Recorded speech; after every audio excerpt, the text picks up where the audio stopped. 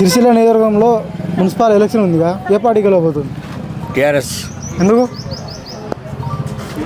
KCR sir చేసినాయి, KTR sir చేసినాయి చాలా సిరిసిల్లలో అభివృద్ధి పనులు. సిరిసిల్ల ఇవ్వాలి వాళ్ళు లేకపోతే టీఆర్ఎస్ లేకపోతే ఇట్లా ఉండేది కాదు.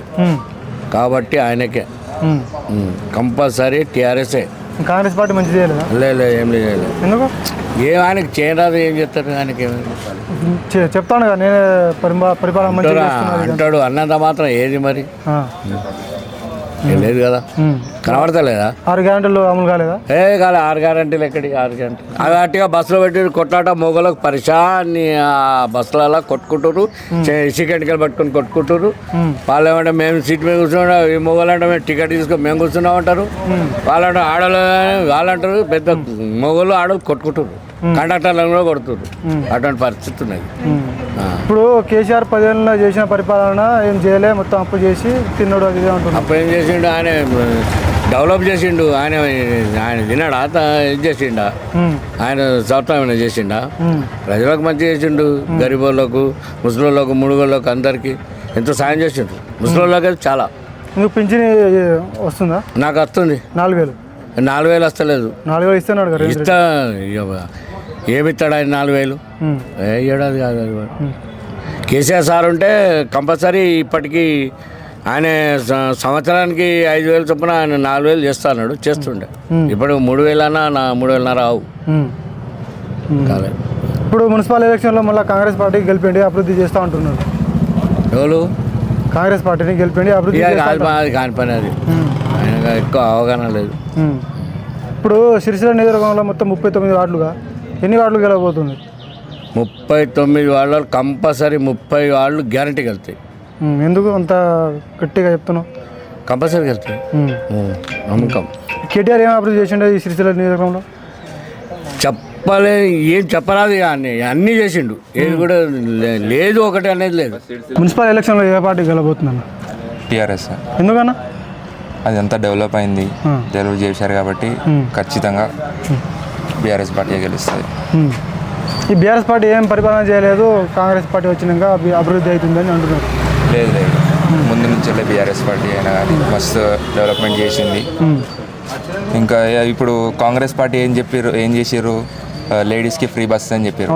లేడీస్కి ఫ్రీ బస్ చేసి ఏం చేసిందంటే జెంట్స్కి రేట్లు పెంచేసారు, ఆడికాడికి ఈక్వల్ చేశారు. అది వేరే వాళ్ళకి లేడీస్కి అర్థమవుతలేదు. ఎవరికైనా కాంగ్రెస్ సపోర్ట్ చేసే వాళ్ళకి అర్థమవుతలేదు. కాంగ్రెస్ వాళ్ళకి లేడీస్కి ఫ్రీ చేసారు, ఫ్రీ చేసి జెంట్స్కి రేట్లు పెంచారు, ఆడికాడికి బ్యాలెన్స్ చేసేసారు. అట్లా ఇప్పుడు లేడీస్కి నెలకు 25,000 ఇస్తున్నారు, అమలు అవుతుందా? నెలకు 25,000 లేడీస్కి. కాంగ్రెసా? అది వాళ్ళు మేము చెప్తున్నాం కదా, ఇప్పటివరకు వాళ్ళు చెప్పింది ఒక్కడు కూడా ఏది పూర్తి చేయలేరు. ఏదైనా కేటీఆర్ సార్ ఈ మున్సిపల్ ఎలక్షన్లో మళ్ళీ గెలిపండి అభివృద్ధి చేస్తూ ఉంటున్నారు. అట్లనే అది మాటకి చెప్తారు వాళ్ళు. అవును, మరి గెలిపించింది మరి గెలిపించినాం. బీఆర్ఎస్కి గెలిపిస్తే మాత్రం మాకు న్యాయం అయింది ఎప్పటికైనా. కానీ కాంగ్రెస్కి గెలిపిస్తే మాత్రం వాళ్ళకి ఎప్పటికీ న్యాయం కాలేదు. వాళ్ళకి ఎవరికి సపోర్ట్ చేసారో వాళ్ళకి ఎప్పటికీ కాలేదు. అందుకే బీఆర్ఎస్కి సపోర్ట్ చేయాలి. ఈ సిరిసిల్ల నియోజకవర్గంలో 39 వార్డులు, ఎన్ని వార్డులు గెలవబోతుంది? నేనైతే డ్యామ్ షూర్గా చెప్పిన ఒక 30 పైనే అనుకుంటున్నాను. ఎందుకంటే అట్లా ఉంది సిరిసిల్ల ఫేత్. ఫస్ట్ సిరిసిల్ల అంటే ఎవరికి తెలియకపోతుండే, ఇప్పుడు సిరిసిల్ల అంటే మొత్తం ఆల్ ఓవర్ ఎక్కడైనా తెలంగాణలో సిరిసిల్ల అంటే తెలిసిపోతుంది. ఫస్ట్ సిరిసిల్ల అంటే అది ఎక్కడ అని అంటే ఫస్ట్ కరీంనగర్ దగ్గరలో చుట్టుపక్కల ఊరు అని చెప్పాల్సి ఉంటుండే. ఇప్పుడు సిరిసిల్ల అంటే రామన్న, మొత్తం రామన్న సార్ అని చెప్పేసి అట్లా చెప్పుకోవాల్సి వాళ్ళే చెప్తారు. ఇక మున్సిపల్ ఎలక్షన్ ఎవరు గెలవబోతున్నారన్న? సిరిసిల్ల అంటేనే కేటీఆర్ గారి అడ్డా కాబట్టి ఖచ్చితంగా సిరిసిల్ల పట్టణంలో మెజార్టీ స్థానాలు బీఆర్ఎస్ పార్టీ గెలవబోతుంది. ఎందుకన్నా? ఎందుకు అంటే కేటీఆర్ గారు గత 10 సంవత్సరాల కాలంలో చేసిన అభివృద్ధి ఏంటో ప్రజలు ప్రత్యక్షంగా చూశారు. ఇప్పుడు కాంగ్రెస్ వాళ్ళు కూడా 10 ఏళ్ళ నుంచి వాళ్ళు అభివృద్ధి చేయలేము, మొత్తం దోచుకు తింటున్నారు కూడా అనే వాక్యాలు చేస్తున్నారు. ఈరోజున కాంగ్రెస్ పార్టీ 6 గ్యారెంటీలు 420 హామీలు అంటూ అధికారంలోకి వచ్చింది. ఈ 25 నెలల కాలంలో కూడా ఆ గ్యారంటీలలో ఒక ఉచిత బస్సు తప్పించి ఏ ఒక్క గ్యారంటీ కూడా సమర్థవంతంగా అమలు కాలేదు. అలాగే 420 హామీలలో కూడా ఏది కూడా సక్రమంగా ఇంతవరకు అమలు కాలేదు. ఈ రోజున మహిళలు కానీ, పురుషులు కానీ, యువకులు కానీ, విద్యార్థులు కానీ ఇలా ఏ రంగాన్ని చూసినా కూడా ఈ రోజున కాంగ్రెస్ ప్రభుత్వం వారిని మోసం చేసింది. ఇక వారి కాంగ్రెస్ మోసపూరిత మాటలు విని నమ్మే ఓపిక ప్రజల్లో చచ్చిపోయిందని ఈ సందర్భంగా తెలియజేసుకుంటున్నాం. ఒకసారి ఓటేయండి, మొత్తం అభివృద్ధి చేసి చూపిస్తాను అంటున్నారు కాంగ్రెస్ పార్టీకి ఒకసారి ఓటేశారు. ఇప్పటికి 25 నెలలు మళ్ళీ అయింది. మున్సిపల్ ఎలక్షన్లో ఓటేయండి, అభివృద్ధి ప్రతి ఎన్నికల్లో కూడా దేవుళ్ళ మీద ఒట్లు వేస్తూ అది చేస్తా ఇది చేస్తా అని రేవంత్ రెడ్డి గారు మాట్లాడుతుండు. ఒట్లు వేసి తప్పించి ఇంతవరకు చేసింది ఏమీ లేదు. ఈ 25 నెలలు ఏం చేయలే, ఇంకా రాబోయే 25 నెలల్లో కూడా ఏమి చేయలేడని ఈ సందర్భంగా తెలియజేసుకుంటున్నాం. బీఆర్ఎస్ 10 ఏళ్ళ నుంచి ఏమీ అభివృద్ధి చేయలే, మొత్తం ఆస్తులు దోచుకుని తిన్నారు అని కూడా అంటున్నారు. ఈరోజున సిరిసిల్ల ఈ అభివృద్ధి అంటే ఒక సిరిసిల్ల పట్టణంలో చెప్తాను. సిరిసిల్ల పట్టణంలో గతంలో కేటీఆర్ గారు రాకముందు ఇక్కడ పరిస్థితి చాలా అధ్వానంగా ఉండే. మరి అటువంటి సిరిసిల్ల పట్టణాన్ని జిల్లాగా చేయడమే కాకుండా ఇక్కడ అత్యధిక సంఖ్యలో ఉన్న పద్మశాలీలను వారికి అండగా ఉండాలన్న ఒక ఉద్దేశంతో బతుకమ్మ చీరల తయారీ కానీ, ఈ స్కూల్ యూనిఫామ్లు కానీ ఇక్కడి కార్మికులకు కేటాయించి వారికి ఆర్థికంగా ఉపాధి కల్పించిన ఘనత కేటీఆర్ గారిది. అంతేకాకుండా ఇక్కడి విద్యార్థులకి, యువతకి మంచి చదువులు అందించాలనే ఉద్దేశంతో engineering college, medical college, polytechnic college, nursing college ఇలా అభివృద్ధిని, సంక్షేమాన్ని రెండు కూడా ఈరోజున రెండింటిని సమపాలలో ముందుకు తీసుకెళ్లిన వ్యక్తి కేటీఆర్ గారు. కాబట్టి ఇక్కడి ప్రజలకు కూడా నమ్మకం ఉంది కేటీఆర్ గారిపై. కాబట్టి ఖచ్చితంగా ఈ మున్సిపల్ ఎన్నికల్లో బీఆర్ఎస్ పార్టీ గెలవబోతుంది. మెజార్టీ స్థానాల్లో బీఆర్ఎస్ పార్టీ అభ్యర్థులు గెలవబోతున్నారు. ఈ కాంగ్రెస్ ప్రభుత్వంలో 2 ఏళ్ళు అయింది కదా, ఇప్పుడు 40 లక్షలు 2 లక్షల ఉద్యోగాలు ఇచ్చారని చెప్తున్నారు, అలా పింఛన్ ఇచ్చారని చెప్తున్నారు, మళ్ళీ కోటీశ్వర్లు చేస్తానని కూడా చెప్తున్నారు. అది ఎంత వాస్తవం? అది రేవంత్ రెడ్డి గారు ఇంతవరకు కూడా ఒక్క ఉద్యోగాల నోటిఫికేషన్ కూడా ఇవ్వలేదు. అది వాళ్ళు చెప్పుకుంటారు కదా, 40,000 ఉద్యోగాలు ఇచ్చామని. 40,000 ఉద్యోగాలు, 50,000 ఉద్యోగాలు ఇచ్చింది ఏంటిదంటే గతంలో కేసీఆర్ గారు ఆ ఉద్యోగాల పరీక్షలు నిర్వహించడం జరిగింది.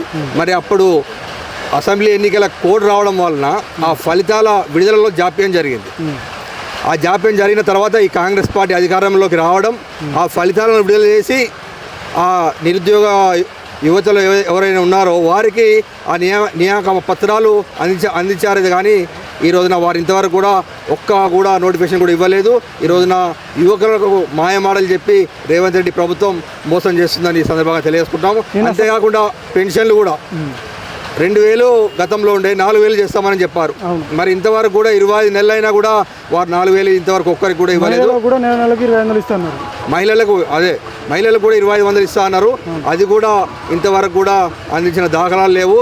కేవలం మోసపూరిత మాటలు, ఎన్నికలు వచ్చినప్పుడు అబద్ధాల హామీలు, దేవుళ్ళపై ఒట్లు వేయడం తప్పించి ఈ రోజున కాంగ్రెస్ పార్టీ రాష్ట్రానికి ఈ 25 నెలల కాలంలో చేసింది ఏమీ లేదు అని ఈ సందర్భంగా తెలియజేసుకుంటున్నాను. ఈ సిరిసిల్ల నియోజకవర్గంలో మహిళలు ఒక్కరైనా కోటీశ్వరులు అయినా మహిళలను కోటీశ్వరాలను చేస్తానే మాట్లాడుతుండు. కనీసం ఉన్న పైసలు గుంజుకోకుండా వాళ్ళు సంతోషంగా బతికేలా చేస్తే చాలు అని మేము తెలియజేస్తున్నాం. ఇప్పుడు కాదన్నా, ఇప్పుడు కేసీఆర్ని ఎందుకు కూడగొట్టినంటే ఏం చెప్తామన్నా? కేసీఆర్ ఓటమి, కేసీఆర్ గారి ఓటమికి కర్ణుడి చావుకి 100 కారణాలు అన్నట్టు చాలా కారణాలు ఉన్నాయి.